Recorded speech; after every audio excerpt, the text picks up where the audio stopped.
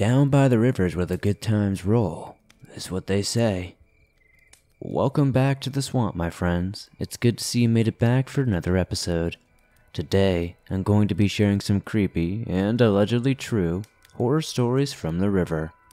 As always, if you have a story that you would like to share in a future video, be sure to submit it at swampdweller.net or the email you can find in the description down below.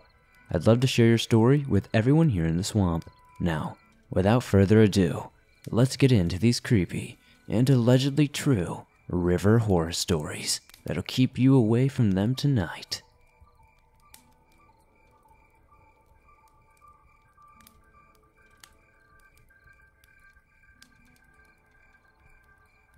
About 5 years ago, I and my sister went to a nature park, wetland so to speak. Of course, we went at night so we could skateboard around, because you were not allowed to. But you know, I was a 14-year-old trying to look cool in front of my 24-year-old sister. Well, we went around the time the sun was setting. For a little bit more context, we got lost in the park because it was very big, with condensed and thick woods. We were trying to find the bridge, a 20-foot or so bridge, so we could hang out just above the rushing river. By the time we got there, the sun was hardly visible over the mountains. I was just looking around after drinking my water, and here's where all the creepy stuff begins. As I looked to the other side of the bridge, I saw a tall, skinny figure. I first shrugged it off like it was a person, maybe a park ranger of the park. But then it got on all fours and ran away very quickly. At first, I really didn't say anything, mainly because I thought it could be a bear or something else entirely. I looked back at my sister as we chatted about boys and many other things. Then I looked back at the end of the bridge. My sister did too, and we both saw the same figure this time.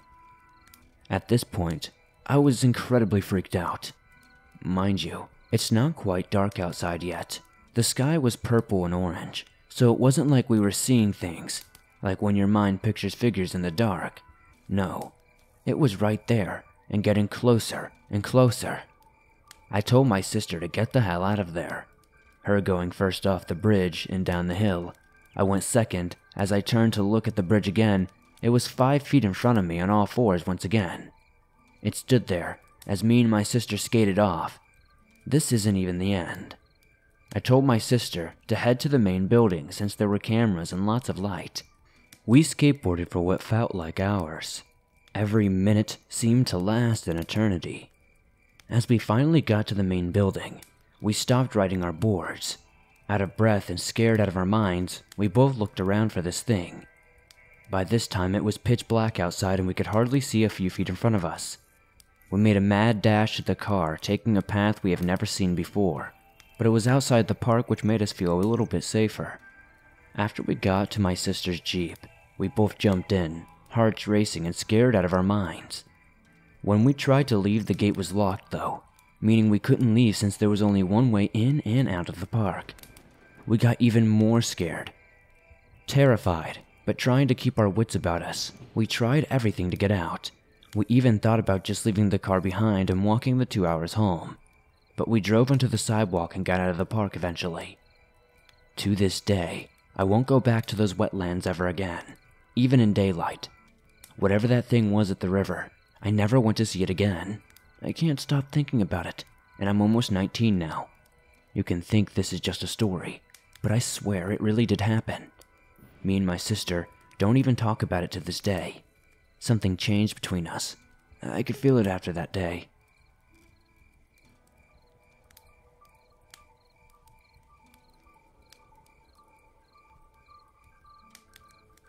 This story might not have the most satisfying climax or ending, but it defies all logic and sense, and will probably leave you feeling quite bewildered, as it did to me while it was occurring. Having said that, it's still the creepiest series of events that has ever happened to me. When I was a young teenager, my friend Nathan and I would often take my family's large sea kayak out across the nearby river to a small creek that was around half a kilometer away and shot off adjacent to an abandoned golf course. This creek was very slow moving compared to the large Hawkesbury River, and because of this, a lot of rubbish and debris would collect at the mouth of the creek before slowly being distributed throughout its length. Nathan and I spent a lot of time at this creek. We even built a small jetty to tie to the kayak to use long sticks with to catch the baling from the twine that would come from the hay bales that we used to feed the horses back at home. We used this jetty to moor the kayak while we navigated the mess of prickly pear cacti that guarded the borders of the golf course. The golf course itself was incredibly eerie. No animals, birds, or even insects would be heard in that area. Every noise that you made was echoed back at you from a nearby sandstone cliff face. The closest thing that we saw to an animal was the skeleton of a kangaroo, which we found around the second time we went there. It was strange as we had only gone to the spot around a week or so prior, and there was no corpse. Yet, there, in the middle of the clearing, was a full kangaroo skeleton, some bleached and scattered about. We picked up some of the bones and admired them closely, remarking on what part of the skeleton we thought each bone was before tossing them aside. I took the skull back with me in the kayak and placed it on the bookshelf in my room when I got home that afternoon. I often took things back from outings. Nathan never really did, but he was always on the lookout for things for me to collect. The next time that we went out to the creek, we decided to try our luck at exploring the waterways as far down as we could. We armed ourselves with machetes and a small hatchet that we used when we built the jetty and set off. The journey was made extremely difficult by vines that spanned the creek from bank to bank, sunken logs and dense river weed that made paddling near impossible. The water was full of garbage too. Broken tubes, life jackets, boat propellers, you name it, it made its way there. As we made it through to a relatively rubbish-free area that had dark, ominous-looking water, I looked down briefly and saw what I thought was a doll's head just below the surface of the water. I stopped paddling to crane my neck to see it more clearly. It was a doll's head for sure, around a foot below the surface, as if it was tethered from the riverbed. It was looking up with a blank expression and light blue eyes. I instantly got a panicked feeling as I gazed at it. Before I could say anything, Nathan explained, "Oh, cool," and plunged his hand into the water. I could tell that Nathan was surprised at how deep he had to reach to wrap his fingers around the head, but Nathan was a determined guy. He lifted the head out of the water and looked at me grinning, streams of water running from his closed fist as he held it toward me triumphantly. I took it reluctantly from him. It was a small doll's head around 3 inches in diameter. The head was clearly sun damaged, and as a result it had lost a lot of the paint features. There were no discernible pupils on the eyes, just the blue-colored irises. This gave the thing a disturbing look. I shook my head at Nathan and placed the head on the front of the kayak to look like a figurehead of an old wooden ship. Nathan laughed. "Let's call him Bob," he said while grinning. I gave him a deadpan look, trying not to laugh. "You're so original," I scoffed at him before turning around to resume paddling. I stopped immediately when I saw Bob staring back at me. I had not placed him like that. I had placed him facing outward. I knew that I had done this because the face creeped me out and I did not want to look at it. Nathan was paddling while I stopped, and so we were moving at a good pace. As I was at the front of the boat, I was meant to keep an eye out for the obstacles and call out if I saw anything ahead.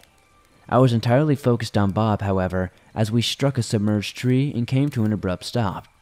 Everything on the kayak jumped forward because of this. Nathan, I, our packed lunches, and water bottles. Nothing too major happened. Everything on the kayak had jumped forward, that is, except for the doll's head. I had kept an eye on it the entire time, and it did not move even an inch. It was as if it was superglued to the boat. Nathan began teasing me about being blind, and I snapped at him to be quiet. He asked what was wrong, and I leaned to the right for him to see the head. I pointed and said, "It didn't move, dude," while half chuckling. Nathan moved forward to look at it closer. "What do you mean?" he asked slowly. I picked up the paddle and took a slow stroke backward in the water to lightly hit the tree again. Once again, everything on the kayak jumped forward slightly as we struck the tree, except for Bob. He stayed perfectly still. Nathan laughed. "That's weird," he said, his voice trailing off. I reached out to turn Bob around on his spot, and he turned easily. "Let's go home," I said loudly, trying to wash the area of the heavy feeling that was seeming to settle upon us. Nathan agreed, and we turned the kayak around to head home. I watched the head like a hawk. Bob never looked back at me on that trip home, however. When we got home, we packed up everything that we could into our backpacks and lifted the kayak out of the water.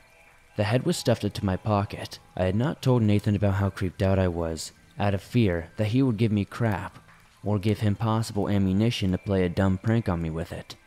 Nathan was and still is my best friend, and he would absolutely have done it if he had the chance. I decided to just keep my mouth shut about the stupid doll head and hope that Nathan would simply forget about it. We trudged over to my neighbor's backyard with the kayak, holding it by the handles at both ends. My pocket started to feel very warm. I stopped listening to Nathan's nonsense and began to focus more on the ever-increasing temperature of the head inside of my pocket. Each time I thought it can't get any hotter, it somehow would. It was not burning, more like the feeling of deep heat as it gets left on. I tried my best to ignore it. It was getting dark now, and I really wanted to get home. We dropped the kayak in the garage and put away the machetes and hatchet before making our way upstairs for dinner. I took a detour to my room to dump the head out of my pocket and onto my bed, leaving it there while I left my room to join Nathan and my family for dinner. When Nathan and I finished dinner and entered my bedroom to go to sleep, later that night, the head was absent from my bottom bunk bed. Granted, my room was a mess, but it still should have been there, in the cleared spot on my bare mattress. It took a little time for me to look for it, tossing the blankets and sheets aside, climbing on top to peer down through a gap between the bed and the wall. I could not see it anywhere. I was not concerned that I may not see it again. In fact, I was somewhat relieved that it was gone. However, I had a gnawing feeling that it was still around, not watching me exactly, but just a presence. Nathan seemed to have forgotten about it though.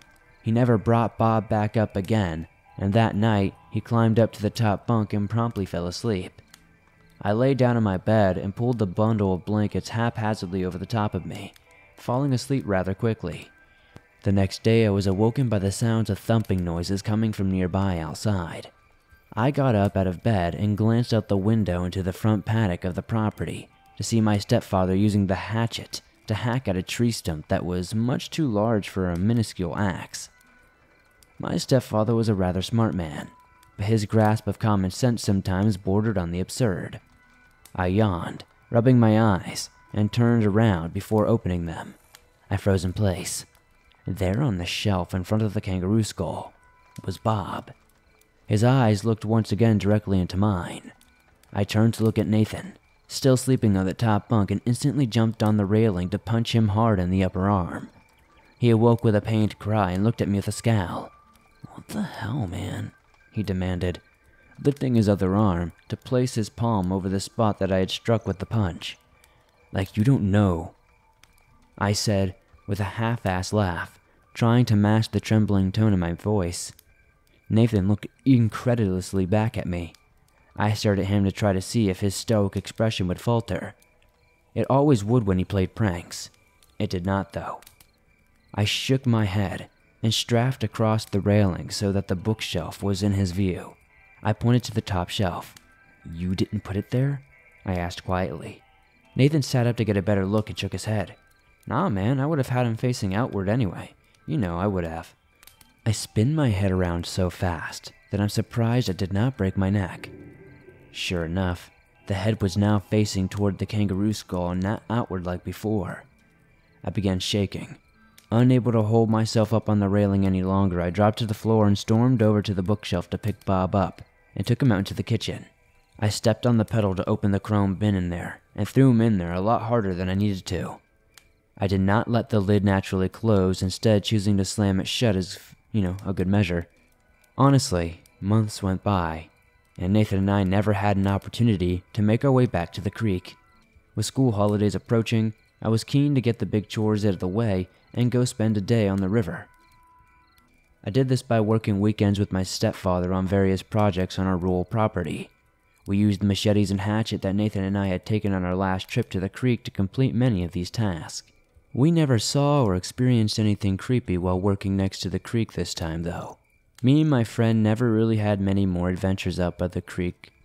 We were too scared to go back after that experience, and honestly, I don't want to have to ever go through that again. I don't really know where Bob went, and I don't really care to know. I just know that you should never take anything you find in the river, a creek, or just somewhere you don't belong back home.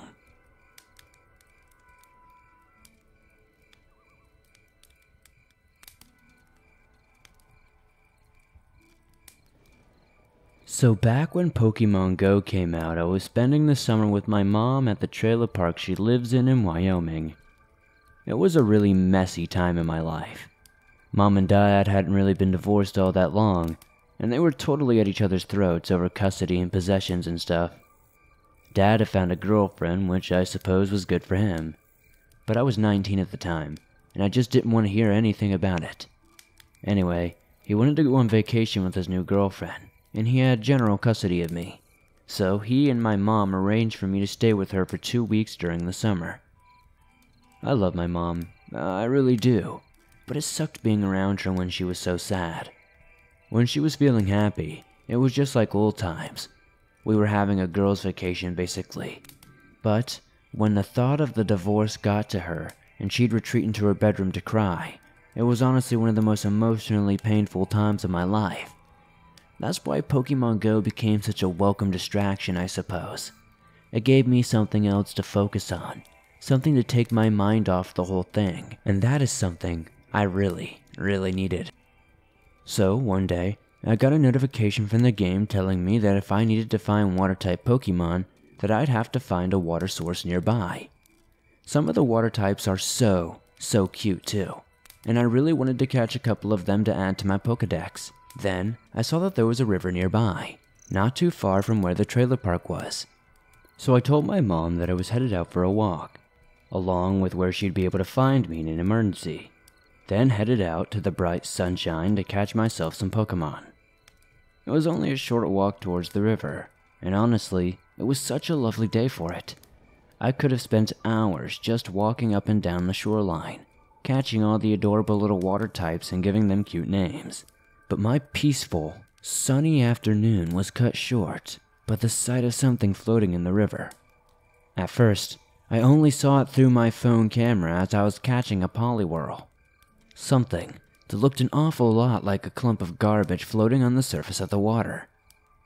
It was under this big highway bridge, so between the bright summer sun and the shade it was in, I couldn't make out exactly what it was initially. I thought it was a real shame that someone would just dump a bunch of clothes in the river or something. As I could tell, a lot of it was made up of cloth. I still remember how slow I was to realize what I was looking at. And God, it makes me remember how dumb I felt. All like, why the hell would someone throw away old clothes? What are they attached to? Until I was actually like, oh no, out loud as the super obvious shape of a person could be seen, floating onto the surface of the water. It was just so surreal, like it seemed like something straight out of a movie. I wasn't sure if it was real, or maybe I just didn't want it to be real. But as I got closer, the smell hit me. The sickly sweet rotten smell made me gag and retch and stumble away so I could call 911 without puking. I was in floods of tears by the time the cops showed up, and the officers were very nice to me, calming me down and asking me just a few questions until a forensics team showed up in their van to check the scene out. Then, a few days later, the local sheriff's department released a statement saying they were pretty sure it was just an accidental death and there was nothing suspicious about it. But it still really messed me up for a while, and I ended up having a few bad dreams about seeing the same floating body in various places. It also really put me off from playing Pokemon Go for a while, which was a real shame because it really was such a fun game.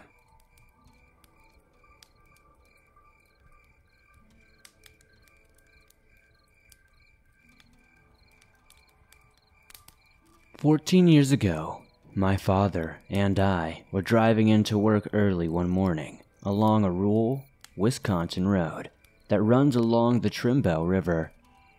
While going around a curve to the right, we both saw a woman in a white dress on the opposite shoulder of the road, running towards us with her hands up like she was trying to get our attention.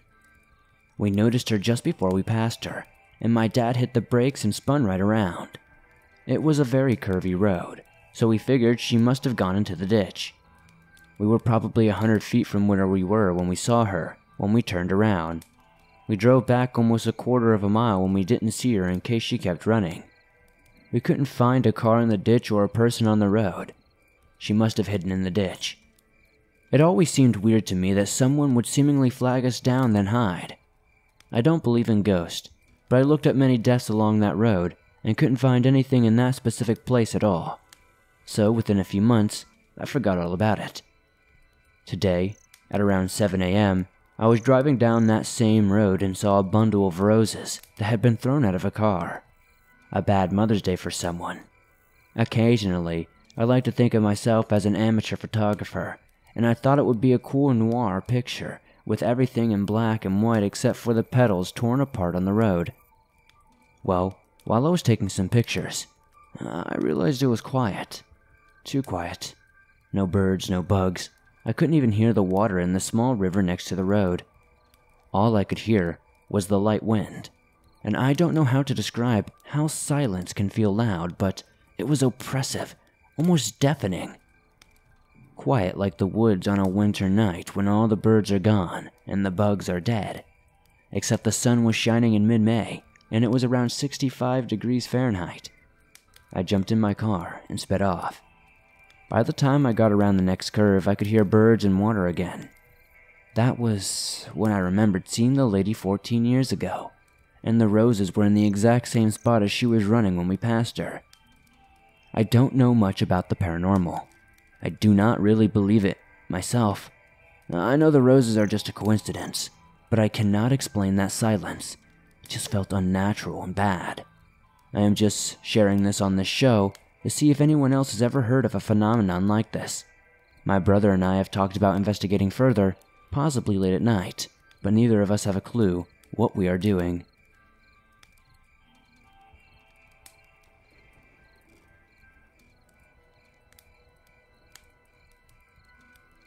My university was in a remote location, surrounded by a river. It was almost like an island, very isolated, and during the weekend, all the locals go home, making it even more eerie. This happened in 2014, when I was around 22 years old.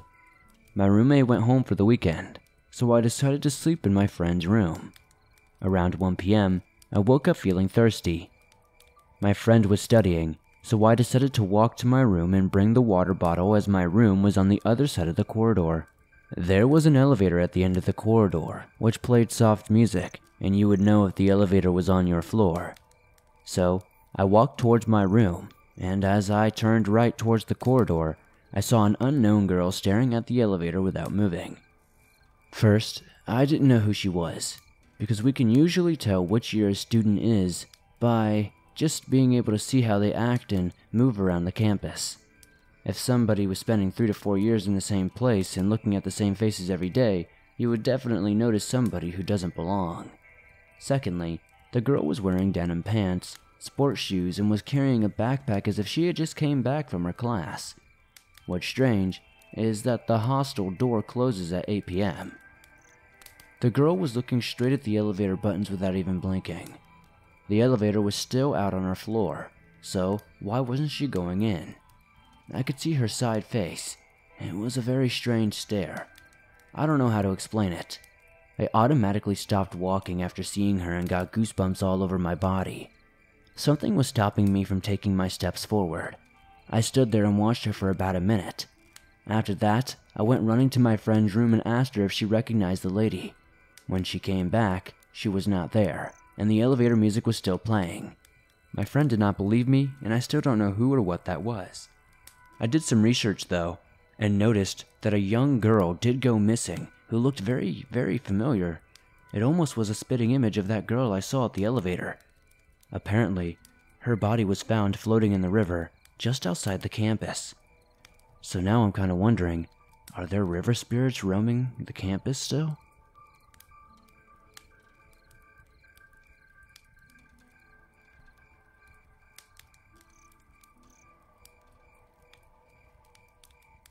Thanks for listening to these creepy and allegedly true river horror stories sent in by viewers just like you. As always, if you enjoyed these stories, please be sure to hit that like button, as it helps me out a ton.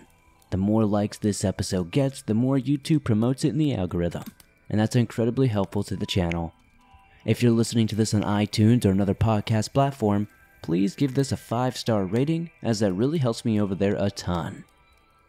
If you're new to the swamp, why not join us? Hit that subscribe button and turn on notifications to never miss a new video, as I upload them nearly every single day on all things natural and supernatural.